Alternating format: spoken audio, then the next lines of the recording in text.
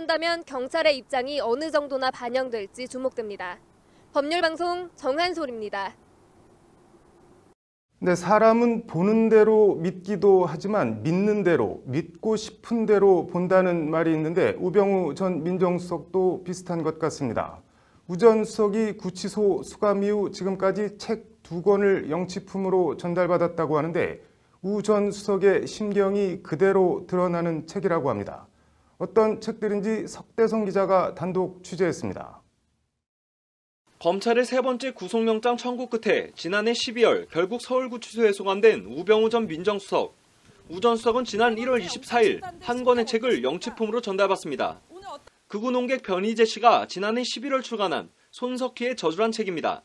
박근혜 전 대통령 탄핵과 검찰 수사 단초가 된 JTBC의 최순실 태블릿 PC 보도가 조작됐다는 내용입니다. 본문엔 정상적인 언론이라면 있을 수 없는 수준의 조작을 감행해온 손석희가 줄곧 대한민국 언론인 신뢰도 1위 자리를 지켜온 손석희의 저주에 빠져있다. 손석희의 저주는 태블릿 PC 조작 보도를 통해 박근혜 정권을 무너뜨리고 대한민국 자체도 무너뜨릴 지경에 이르렀다. 그러므로 태블릿 PC 조작 보도의 실체를 밝히는 일은 손석희 하나의 신화를 벗겨내는데 그치는 게 아니라 대한민국 전체에 걸려있는 손석희의 저주를 걷어내는 일이다 등의 내용들로 가득 차 있습니다.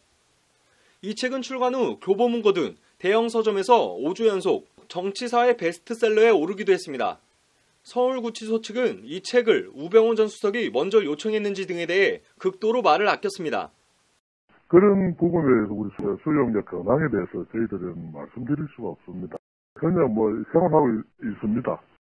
자신에 대한 1심 징역 2년 6개월 실형 선고 열흘 뒤인 지난 2일 우 전 수석은 다른 책 하나를 또 영치받습니다.